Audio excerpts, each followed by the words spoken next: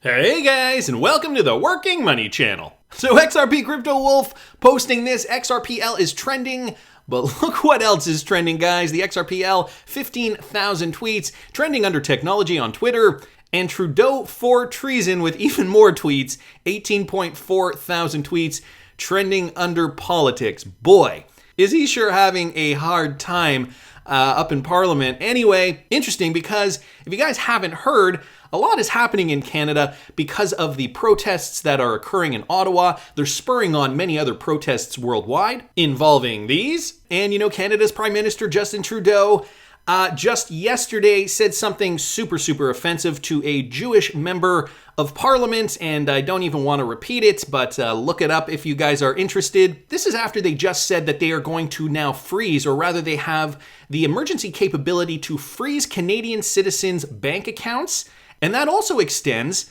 to cryptocurrency. Now, you know, this could just be a convenient excuse to usher something like this in, and I'm not going to make this video all about Canada, but it is interesting considering what we're seeing even in the United States. Now, I'm going to get to some of these points in a second. I'm going to talk about a document that was also just released from the Financial Stability Board in the United States. But first, I wanted to just mention this, guys. I know a lot of us have used this resource over the years, and Vitsvin here sadly put out this statement just today. Well, my Ledger Exposed project still got a significant amount of visitors on a daily basis. I decided to take down the project. So what he's saying is RIP XRP rich list. Upgrades were needed and I simply don't have the time or the bandwidth to upgrade the project to offer a good user experience. So if you guys did not know what that was the Ledger Exposed, the rich list, previously the XRP rich list. It let you know based on how much XRP you had, where you ranked in terms of wallets holding X amount of XRP, if you were in the top 2% or 1% or 0.1%. But he's taking it down. I know I am very disappointed and upset about this. However, I do understand his reasons. He just says he doesn't have the time. But he does say that there are other people building on the XRPL, and maybe some other project will indeed pick this up. Because I believe focus is important, because I don't want to deliver a half-baked user experience with outdated info, I felt it was necessary to take down the project. I'm certain other developers in the ecosystem will pick up the project where I left off. Some existing websites showing statistics, XRPL services, and then he just gives a few other links here of some other projects that do work on the XRPL. Anyway, it was a disappointing statement. I was not expecting this morning. The number of people building on the XRP ledger has increased significantly since I built this project, he goes on to say. There are now plenty of websites offering even greater info and better user experiences when it comes to getting XRPL statistics. I think the one thing we really did like, though, was the XRPL rich list. See where we stacked up amongst other XRP hodlers. And so, I mean, I understand his reasoning. I do hope somebody else does pick up the XRPL rich list project, because I think it was very helpful. You know, when we're not feeling the best about our investment, it is still nice to see that we hold X amount of XRP, you know, bringing us up and, you know, giving us the feeling, bolstering our confidence when we see, you know, you're in the top 2 or 1% or wherever you land in that list. But I will link this tweet in the description, and if you guys want to add on to this thread, maybe you can tweet to Vitsvin and give him your opinion. He is developing a lot of great new projects on the XRPL, so I do not begrudge him for his decision. I'm going to keep going though, guys. Crypto Eddie posted this. Now this is Charlie Munger. He is the 90-plus-year-old vice president at Berkshire Hathaway. Here are a couple of clips of him talking about cryptocurrency. Listen to this. Charlie, crypto was another question that I got a lot of. I'll ask this one from Carl Moscatello, who says, crypto is a $2 trillion asset class. Are you willing to admit you missed something? Well, I certainly didn't invest in crypto. I'm proud of the fact I've avoided it. It's like, you know, some venereal disease or something. I just regard it as beneath contempt. Some people think it's modernity, and they welcome a currency that's so useful in extortions and kidnappings and so on and so on, tax evasion. And of course, the envy, everybody has to create his own new currency. And I think that's crazy too. So I'm not having any. I wish it had been banned immediately. Ouch! I mean, the guy is 98 years old. I wonder why he's still working. But Crypto Eddie here, hashtag painful. I don't disagree. What an incredibly out-of-touch position to hold. So clueless. I mean, I'm going to give him the benefit of the doubt. He is probably, likely, hopefully, retiring tomorrow. But then I saw this one. Now, this is another clip from the same interview talking about the Federal Reserve and CBDCs, which essentially are digital currencies. This is the appropriate follow-up. Then this comes from Micah Misek, who asks, Mr. Munger, you've been warning of the evils of cryptocurrency in the past. How do you feel about the Federal Reserve preparing to launch a central bank digital currency? Do you think that this will be beneficial or harmful to the strength and resilience of our markets? No, the Federal Reserve could have a currency if they want one.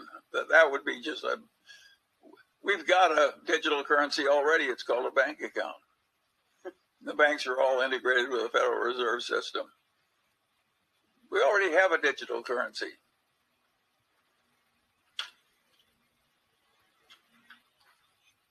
All right, let's talk about the broader markets. For the United States. Oh my goodness. It's pretty clear he has no idea about the technology. This coming from Andrew Zell. Munger and Buffett were never good at cutting-edge tech, just predictable business models and predictable cash flows. So, it's interesting because on the one hand, he says, cryptocurrency, it's likening it to a venereal disease. But when asked about the Fed's cryptocurrency, the CBDC project, he says, well, we already have a digital currency and, the banking system is already running on that.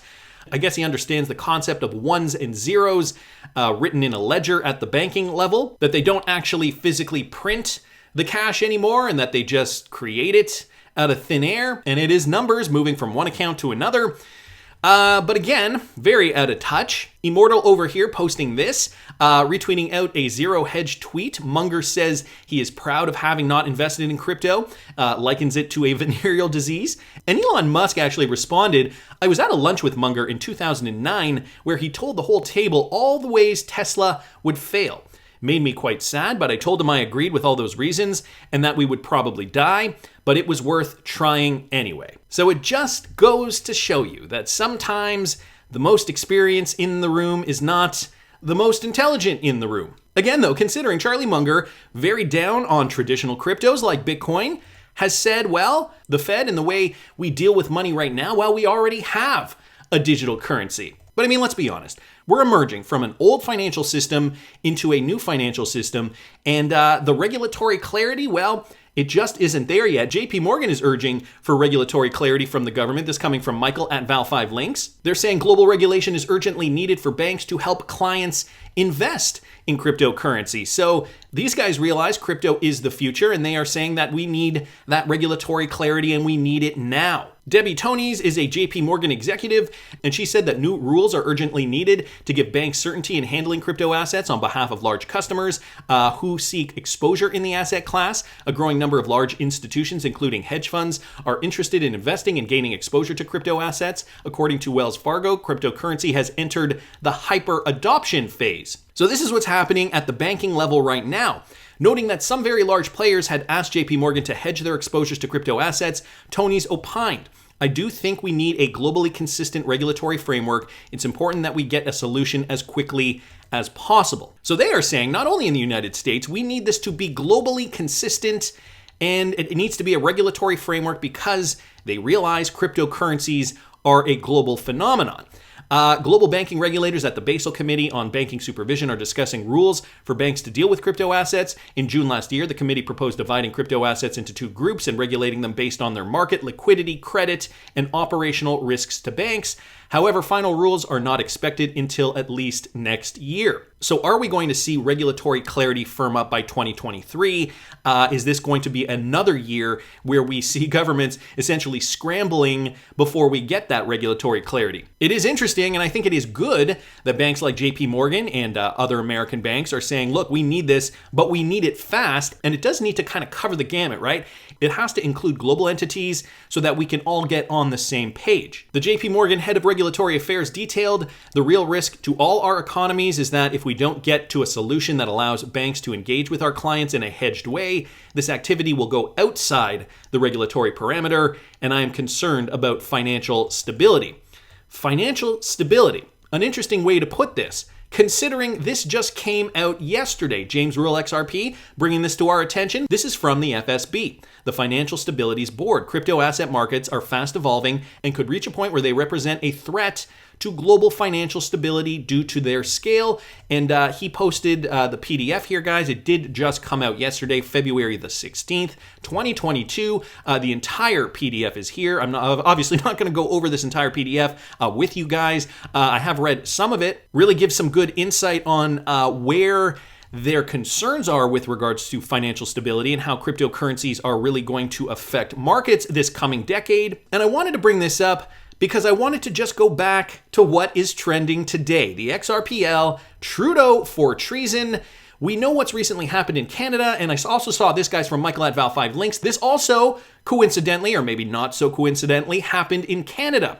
5 major Canadian banks went offline, preventing a number of customers from using e-transfers, online banking, and mobile banking services.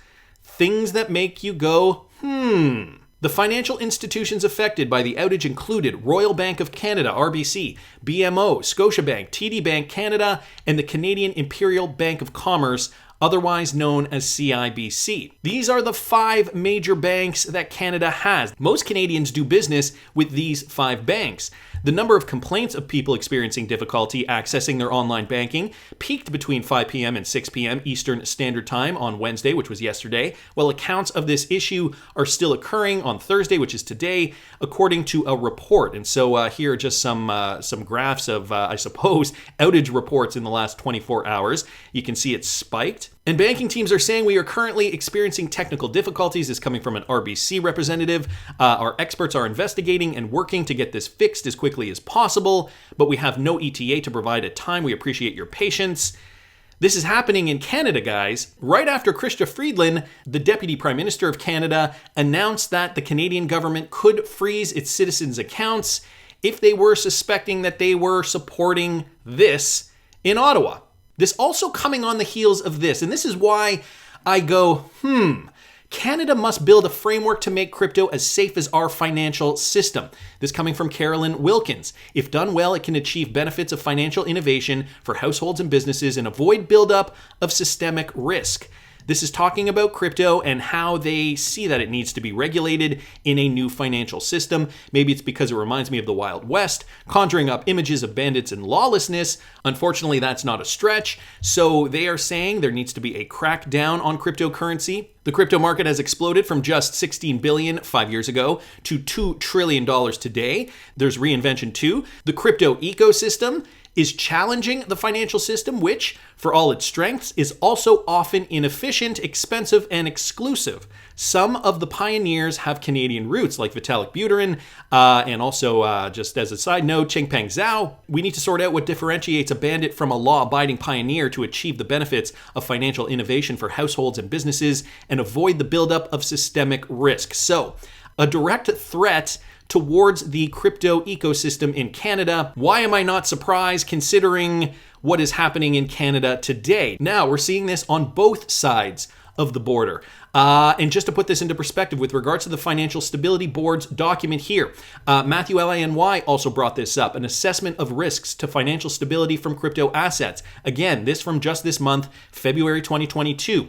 It's a threat, he says, because they can't control aspects of this new technology. And so he's just posting some screen grabs here of the report, some metrics available, some charts here. And again, I will link the PDF in the description of this video if you guys want to peruse.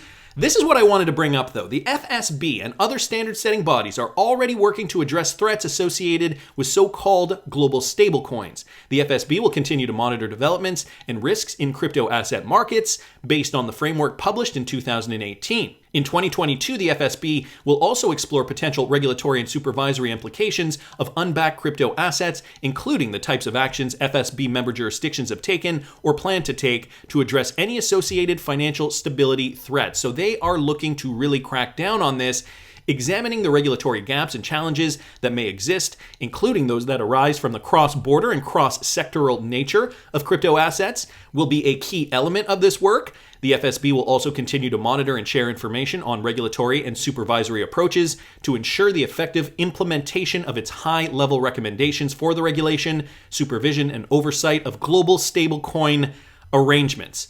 So it is not just exclusive to Canada. The United States also catching on, just putting out this report yesterday, or rather the Financial Stability Board has just put out this report yesterday, assessment of risks to the financial stability from crypto assets. Guys, we are finally emerging into this new financial framework. It is happening slowly but surely.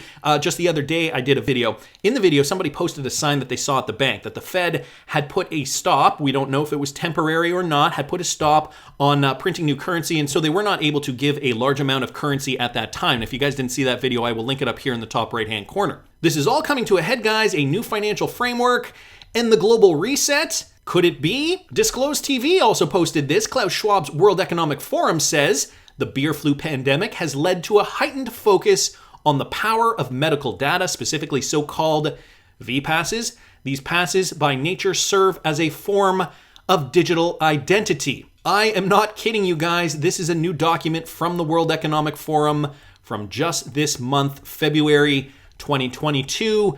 And that's indeed what they are saying. Integrating this with telecommunications, healthcare, financial services, food and stability, travel and mobility, humanitarian response, e-commerce, social platforms, and e-government.